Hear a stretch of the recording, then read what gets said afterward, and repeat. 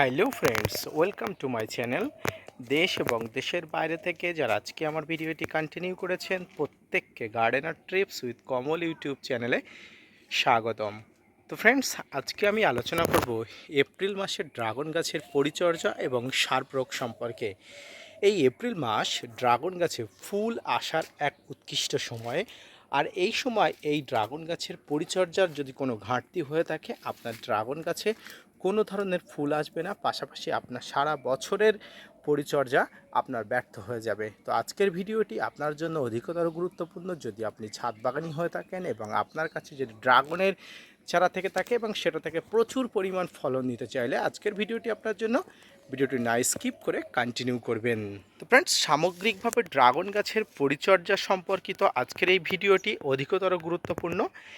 Dragon গাছের পরিচর্যার কথা বলতে গিয়ে সর্বপ্রথম আমাদের বলা উচিত ড্রাগন গাছে ফুল ফল কখন আসে।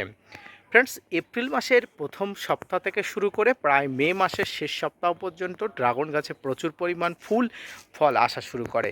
আর এই ফুল ফল আসার সময় আপনার ড্রাগন গাছে বিশেষ কিছু পরিচর্যার দরকার হয়ে পড়ে। এখানে অনুখাদ্য, নানা কীটনাশক, নানা ফাঙ্গিসাইডের প্রয়োজন পড়ে। তাই সব রকমভাবে এই গাছের চাহিদা যদি আপনি পূরণ করতে পারেন এই প্রচণ্ড গরমের মধ্যে, অর্থাৎ এপ্রিল মাসের শুরু থেকে মে মাসের মধ্যে আপনার ড্রাগন গাছে প্রচুর পরিমাণ ফলন আপনি পাবেন, এটি নিশ্চিত। তো সবার প্রথমে আপনাকে যেটা বলবো সেটি হচ্ছে ড্রাগন গাছের এই সময়টায়, অর্থাৎ এই যে এপ্রিল মাসের শুরুতেই আপনার ড্রাগন গাছে কিছু অনুখাদ্য গাছে স্প্রে করতে হবে। আর এই অনুখাদ্যের মধ্যে আপনাকে যেটা স্প্রে করতে হবে সেটি হচ্ছে বোরন। ফ্রেন্ডস, এই বোরনের সঙ্গে আপনার যেটা স্প্রে করবেন সেটি হচ্ছে এসওপি, অর্থাৎ সালফেট অফ পটাশ, যেটাকে আমরা 0050 নামে চিনি। এই এসওপি গাছে যেমন ফুল ফল আশা বৃদ্ধি করে, পাশাপাশি বোরনও গাছের নতুন নতুন কুড়ি এলে কুড়ি ঝরে পড়ার প্রবণতা কমিয়ে দেয়। ফ্রেন্ডস, গাছে ফুল ফল আনার জন্য পটাশের চাহিদা অনেক ধরনের গুরুত্বপূর্ণ। তাই আপনাকে জৈবিকভাবে হোক আর রাসায়নিকভাবে হোক পটাশের চাহিদা আপনাকে পূরণ করতে হবে। আপনারা সবসময় এই সাদা পটাশ বা এসওপি, যেটাকে 0050, এটাই ব্যবহার করবেন। যদি আপনারা এই এসওপি না পান, অর্থাৎ হাতের কাছে না থাকেন, সেক্ষেত্রে আপনারা লাল পটাশ টবের মাটিতে ব্যবহার করতে পারেন। ফ্রেন্ডস, আপনারা টবের মাটিতে সবসময় 1 চামচ এসওপি এবং 1 চামচ 0050 আপনার টবের আয়তন এবং গাছের পরিমাণ অনুযায়ী নেবেন। আপনার যদি গাছের পরিমাণ অনেক থাকে তাহলে অবশ্যই 1 চামচের থেকে 2 চামচ নেবেন বা 3 চামচ নেবেন বা 10 গ্রাম নেবেন। যে কটা চামচের পরিমাণ অনুযায়ী আপনার প্রয়োজন সেই কটা নেবেন, নিয়ে এবং এর সঙ্গে আপনারা পরিমাণ মতো এসওপি অর্থাৎ সালফেট অফ পটাশ ভালো করে মিশিয়ে নেবেন। মিশিয়ে নেবার পরে অবশ্যই গাছে গোড়াতে দিয়ে দেবেন। যেদিন গাছের গোড়াতে দেবেন সেদিন গাছের গোড়াতে তার আগের দিনে জল দিয়ে রেখে দেবেন এবং গাছের গোড়ার মাটিটা খুশিয়ে রেখে দেবেন। এবং খোসানোর সময় আপনাকে অবশ্যই খুব সাবধানতা অবলম্বন করে খোসাতে হবে, কারণ এটা ড্রাগন গাছ। এই ড্রাগন গাছের উপর দিকে প্রচুর পরিমাণ ফিডিং রুট থাকে, আপনারা দেখলে অবশ্য বুঝতে পারবেন প্রচুর পরিমাণ ফিডিং রুট থাকে। আর এই ফিডিং রুটগুলো যাতে কোনো ধরনের ক্ষতিগ্রস্ত না হয় সেদিকে আপনারা অবশ্যই লক্ষ্য করবেন। এবং এই মাটিটা একটু আলগা করে দিয়ে দেবেন, তার কারণে আপনার যে বোরন এবং এসওপি অর্থাৎ সালফেট অফ পটাশ বা 0050 আপনারা দিচ্ছেন সহজেই মাটির মধ্যে যাতে চলে যায় এবং মাটি যাতে ইনটেক করে নিতে পারে, গাছ সহজে এটা দিতে পারে, খুব সহজে আপনারা এটা ব্যবস্থাপনা করবেন। এর পাশাপাশি আপনারা একটা জিনিস ব্যবস্থা করবেন, ড্রাগন গাছ সবসময় ঝুলন্ত ডালে বা পুরনো ডালে ফুল এবং ফল আনে। তাই আপনার যে সমস্ত ড্রাগন গাছের ডালগুলো উপর দিকে চলে যাচ্ছে সেই ডালগুলোকে আপনারা নিচের দিকে ঝুলিয়ে দেওয়ার ব্যবস্থা করবেন। কারণ আপনারা সবসময় মনে রাখবেন যে ঝুলন্ত ডালে সবসময় ড্রাগনের ফুল ফল আসে।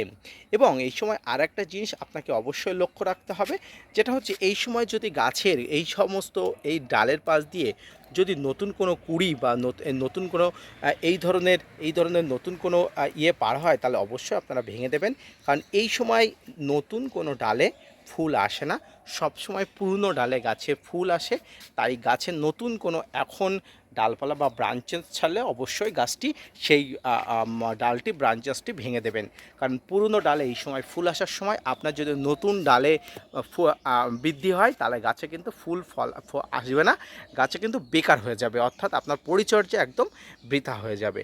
এবং এই সময় আপনাকে একটা জিনিস মনে রাখতে হবে, যদি অনেক পুরনো গাছ হয়ে থাকে এবং আপনার ড্রাগন গাছে কোনোভাবেই কোনো ফুল আসে না তাহলে সেক্ষেত্রে আপনাকে একটা জিনিস করতে হবে, এই সময় আপনাকে যেটি করতে হবে সেটি হচ্ছে একটি ভালো মানের পিজিআর আপনার গাছে স্প্রে করে দিতে হবে। পিজিআর অর্থাৎ প্লান্ট গ্রোথ রেগুলেটর, গাছের বৃদ্ধি, বিকাশ, ফুল ফল আনা সমস্ত কিছুতে পিজিআর অত্যাধিক গুরুত্বপূর্ণ এবং খুব কার্যকারী ভূমিকা নেয়। এক্ষেত্রে আপনারা ব্যবহার করবেন মিরাকুলান। বাজারে অনেক ধরনের পিজিআর আছে, ফ্লোরেলা, বুস্টার 2 আপনারা ব্যবহার করবেন।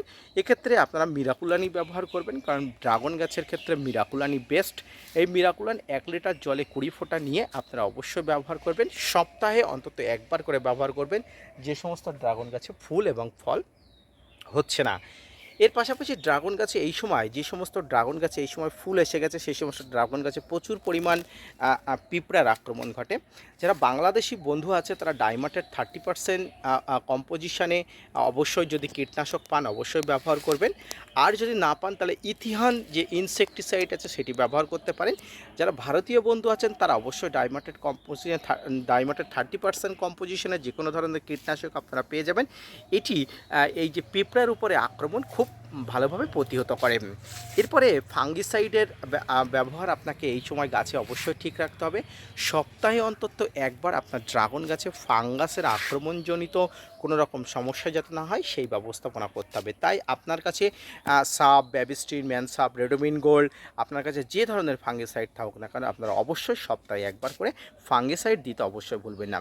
যে সমস্ত চাষি ভাইয়েরা ড্রাগন গাছ মাটিতে চাষ করেছেন এই প্রচণ্ড গ্রীষ্মের মধ্যে অবশ্যই সপ্তাহে একবার জলসেচ ব্যবস্থা করবেন, কারণ এই সময় মাটি প্রচণ্ড টান থাকে এবং ড্রাগনের প্রচুর পরিমাণ জলের চাহিদা থাকে। ড্রাগন গাছে প্রচুর পরিমাণ জলকষ্ট দেওয়া যাবে না, তাই অবশ্যই সপ্তাহে একবার জলের বন্দোবস্ত বা জলসেচের ব্যবস্থা করবেন। আর যারা ছাদ বাগানি বন্ধুরা আছেন তারা প্রতিনিয়ত গাছের গোড়াতে জল দেওয়ার ব্যবস্থা করবেন, ওভার ওয়াটারিং করবেন না, পর্যাপ্ত পরিমাণ জল দেবেন। প্রচণ্ড বৃষ্টিতে, প্রচণ্ড গরমে গাছে প্রচুর পরিমাণ জলের চাহিদা থাকে, তাই জলের ব্যবস্থাকে অবশ্যই আপনাকে ঠিক করতে হবে। এর পাশাপাশি আপনাকে একটা কথা বলবো, এই এপ্রিল মাসের আজকে প্রায় 3 তারিখ, এই এপ্রিল মাসের 3 তারিখে প্রচণ্ড গরম পড়ছে, অস্বাভাবিক গরম পড়ছে। আর ছাদ বাগানের প্রত্যেকটা গাছের জন্য এটি অত্যন্ত কষ্টকর। তারা কথা বলতে পারে না হয়তো, কিন্তু তাদেরও কষ্ট হয়, তাদেরও প্রাণ আছে। তাই আপনারা এই সময় এই এপ্রিল মাসের এই প্রথম সপ্তাহের দিকে আপনারা প্রত্যহ কলের জল, পরিষ্কার কলের জল দুপুরের সময় অবশ্যই চান করিয়ে দেওয়ার মতো গাছটাকে স্নান করিয়ে দেবে। এতে কি হবে, এতে আপনার গাছে যদি ফাঙ্গাস, কীটপতঙ্গ বাসা বেঁধে থাকে তাহলে সেক্ষেত্রে আপনার সেই জলের জোরের যে ফোর্স, সেক্ষেত্রে আপনার গাছে সুস্থ থাকবে, সবল থাকবে। এপ্রিল মাসে ড্রাগন গাছের এই সমস্ত পরিচর্যাগুলো যদি আপনারা ঠিকঠাকভাবে করতে পারেন, আপনার কাছে যে প্রজাতির ড্রাগন গাছ থাকুক না কেন, যত ধরনের ড্রাগন গাছ থাকুক না কেন, প্রত্যেকটা ড্রাগন গাছে ফুল আসতে বাধ্য অবশ্যই। তবে মনে করে এই সময় আপনার ড্রাগন গাছে একটা পিজিআর অবশ্যই স্প্রে করবেন যদি ফুল ফল স্বাভাবিকভাবে না আসে। ফ্রেন্ডস, মিরাকুলান স্প্রে করার পরে 15 থেকে 20 দিন পরে আপনারা যদি কোনো ফল না পান, সেক্ষেত্রে অবশ্যই আমি আপনাদের বলবো বুস্টার 2 যে পিজিআরটি আছে সেটি ব্যবহার করবেন, কিন্তু প্রাথমিক পর্যায়ে আপনারা মিরাকুলান ব্যবহার করবেন। এই মিরাকুলান ব্যবহার করার ফলে অবশ্যই আশা করি কোনো ধরনের আপনারা ফল দেখতে পাবেন। তো সামগ্রিকভাবে ড্রাগন গাছের অনুখাদ্য, আপনারা জৈব পটাশ বা রাসায়নিক পটাশের চাহিদা, জলের চাহিদা, ফাঙ্গিসাইড, সমস্ত ধরনের এই সব কিছু যদি আপনারা নিয়ন্ত্রণ করেন, মেনটেন করে মেনে চলেন, আপনার ড্রাগন গাছে অবশ্যই ফুল ফল আনা সম্ভব। আপনার প্রত্যেকটি ড্রাগন গাছে প্রচুর পরিমাণ ফলন হবে, এটি অন্তত আমি বলতে পারি। এবং এই সময় আরেকটি যে ভুলটা করবেন না, আপনার প্রত্যেকটি খাড়া হয়ে থাকা ড্রাগন গাছটা মাটির দিকে ঝুলিয়ে দেবেন, নিচের দিকে ঝুলে দেবেন কোনোভাবেই, কারণ খাড়া গাছে কখনোই ফুল আসে না, সবসময় ঝুলন্ত ডালে বা পুরনো ডালে সবসময় ফুল আসে। এবং এই সময় সার্বিকভাবে এই পরিচর্যাগুলি করতে থাকবেন, দেখবেন আপনার ড্রাগন গাছে প্রচুর পরিমাণ ফলন দিতে বাধ্য।